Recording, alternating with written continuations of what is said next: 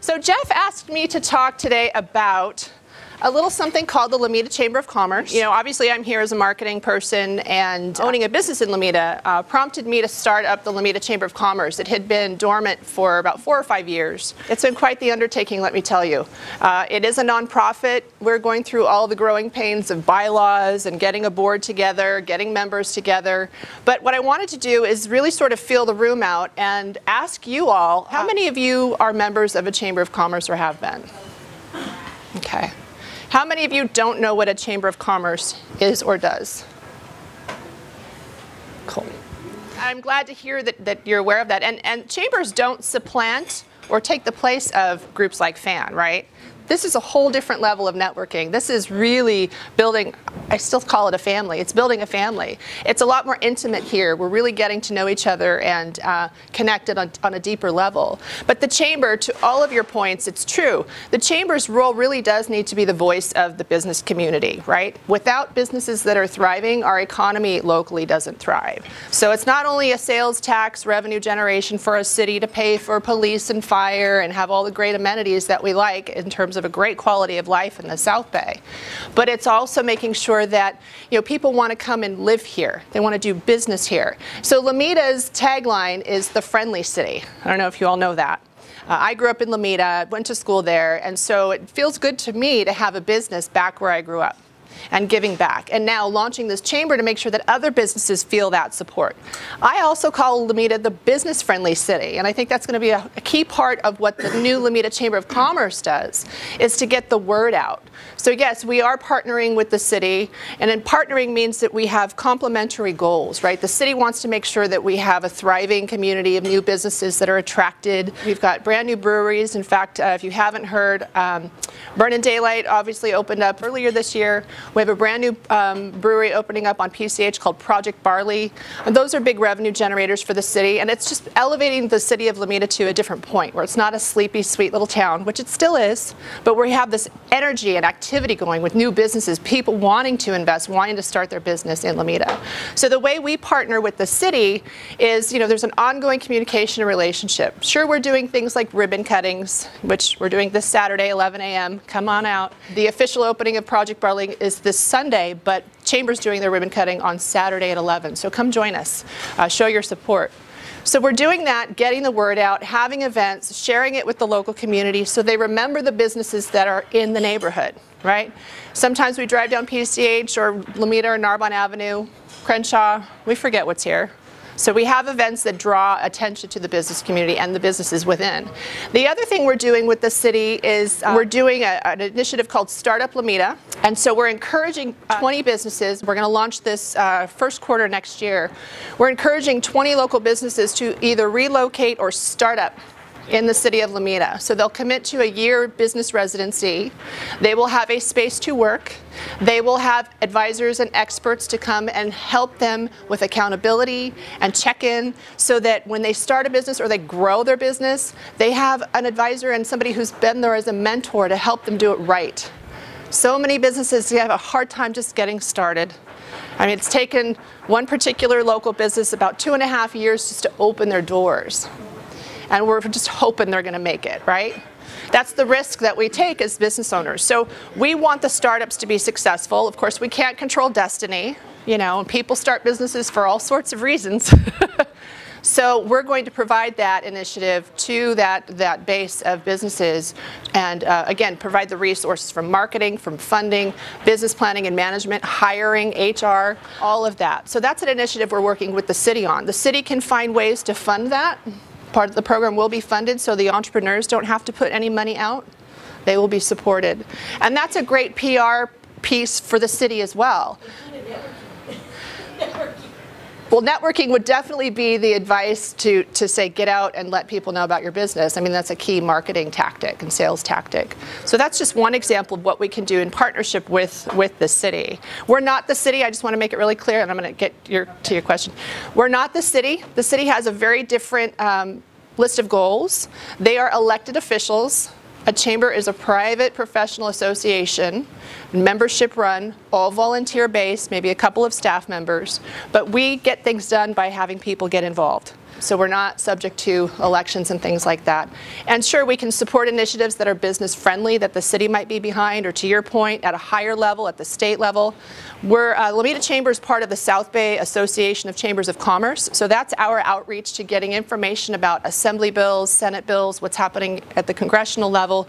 That's going to come down the pipe and impact our business community here. So it's our job as the chamber to get that information, to have a position one way or be agnostic, and to share the information with our membership, with the business community. So beyond just networking every month, that's a key part of it. There's educational workshops that a chamber will put on. There are opportunities to get together and meet your local legislators and leaders. We will have roundtables where our members can come and actually meet the planning commissioners in the city of Lomita, the mayor, assembly members, things like that. But it's also that that level of knowing what the legislative issues are that could potentially impact you in your industry. So it really is, we're there to answer the phone, answer questions, and help the businesses as, I guess, their help and support hotline, but also making connections so that their business can continue to grow. Janice. One big problem starting a business, if I started for a restaurant, is the planning department. They can keep you from doing whatever you want to do. And oh my gosh, that's where I would aim. I think that's a great suggestion and something that the chamber should be doing. We can't tell them how to do their job. However, we can be a liaison to those who are starting a business to work through. For example, we have a startup in our space, and I was able to guide them through the process of getting their business license. Now, they're not opening a restaurant. That's a whole other department and a whole other set of plans and permittings and all of that stuff, which are necessary. But for us to be that liaison and say, okay, this is the person you need to talk to. And how much better if they had an opportunity to go to one of these member roundtables and actually meet the person who's, you know, stamping the approval on the plans, right? Or not stamping, and why? And why? But having those connections and knowing the mayor and the council members, having a relationship gets a lot more stuff done than just sort of sitting back and griping about the situation, right? So that's a key part of it. I tell people with the startups, when you go down there to get your business license, be nice to the people behind that desk. Just take the extra time to smile, get to know them. I mean, I walk in now and they're like, well, what business are you starting today? And I'm not starting any more businesses for a while. But being able to help them go through that process is part of our role too. And it's up to us to have the good relationships with the people at the city to make it easier for businesses. So it is very much a partnership. It's not contractual. It's not a funded thing. Separation is good, I think, for chambers of commerce these days. Cities don't have a lot of money. Back in the day, they were giving tens of thousands of dollars to chambers of commerce for legit reasons. But our organization needs to stand alone. You know, membership dues, fundraisers, sponsorships, that's how we survive. And it's all going back into supporting all of our members as well. So This initiative for starting a new business in Lomita, is it an application process? there will be an application process. We're hammering out the details. So this is like breaking news, hot off the press.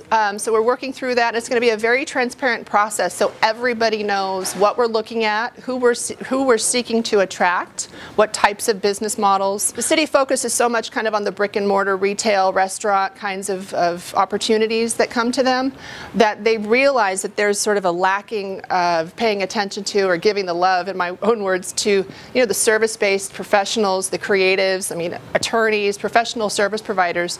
You know, we're part of this community too. We help the breweries get started. We help protect them maybe contractually or with insurance. So there's space for those kinds of businesses to be supported through this initiative too. So we'll probably have a nice blend of different types of businesses so it's well-rounded. You can join any chamber in any city. Chambers typically aren't structured for you have to be here. The question is your business here? You know, is your business in Lomita? If you have potential clients that you need to reach in that area, then it would benefit you. So that's a question you kind of have to answer. However, I also want to say that when you do get involved with the chamber, it's incumbent upon you as a member to get involved, right? A lot of people just pay their dues, they don't show up for anything, they don't try to engage or get visible. And there's different ways to get visible. It's not just going to the mixers and the lunches, it's getting on a committee. You know, we're launching committees and initiatives that focus on health and wellness. Travel is great for mental wellness, isn't it? Climbing rocks. So different initiatives, startups, continuing education, marketing, there's going to be different programs that we launch through our board of directors. And so that can help your visibility. But the question is are your people, are your clients in that community? And that's Clients are anywhere. true. So True. you come close to McDonald's. You can, yeah, and so to that, I say that each chamber has a different sort of flavor or vibe. You need to pick the chamber that suits you. I mean, I love being involved with Torrance. It's just totally different. I was involved with Redondo for years. Love Redondo too. Totally different vibes. Lomita's getting its own little thing going. So, just go and kick the tires and see what feels good to you. Go to a couple of different events, attend a committee meeting, just see if it's supporting you in your business or supporting you professionally or even personally. So I think you just have to try it out. You can be part of multiple chambers. There's no exclusion or anything like that. And again, it complements what we do here. The annual mixer, the regional mixer at Seaside Lagoon on the 28th of August, it's going to be a great event. I mean, I've met people there 2-3 years ago that have come back around in my business life. In fact, Stephanie over at Trim Tart, I met her 2 or 3 years ago at that mixer at Seaside Lagoon, and she was talking about her space, and lo and behold, she's opening up, soft opening next Wednesday. So it's just these connections that you make, and if you're still in the area, they come back around, and there's going to be hundreds of people there. So Lomita is one of the participating chambers within that event. So I know I'm going to see a lot of familiar faces there, and I hope you all are there too. But yeah, you can be a member of multiple chambers. It really is, where your business is based, who you want to target. Some organizations join multiple chambers as sponsors. Torrance Memorial is one of those kinds of businesses. They serve the entire South Bay, so they want to be part of multiple chambers because their clients, patients are everywhere throughout the South Bay. So there's a visibility, there's advocacy, there's structured networking opportunities, and because we're a startup, we have an opportunity to create and customize this chamber truly to what the community in Lomita needs. So we have a strong contractor population that lives and works sometimes out of their trucks in the city of Lomita. So how can we support that area of need, right? So we're looking at this very creatively. We provide the standard, advocacy and things that a chamber should do, and being the voice of business and having the partnership with the city, but what else can we create that's truly going to serve our community out there? We love what we do, and this is just another extension of that. So we're honored to do it, and we need board members. We need people who have experience serving on a board, who want to get involved and be part of something that's got a lot of energy and growing. And it's an underserved area, I think. Lomita businesses need some love, and it's about time. It's about time to get moving. So we've got support from many levels, and if you want to learn more, please just come by the office. The chamber office, currently their mailing address is located at our space, or you can visit our website, lomitachamber.org.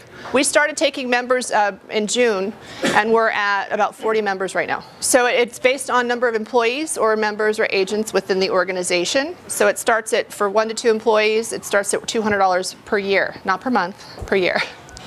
So, and part of that, includes a bunch of discounts for different programs, rental cars, the Office Depot thing that just was passed around through our Torrance membership. We offer those programs as well. So you get discounts and perks on different things that will help you save money for your business, or even fun stuff like tickets to Vegas and stuff like that.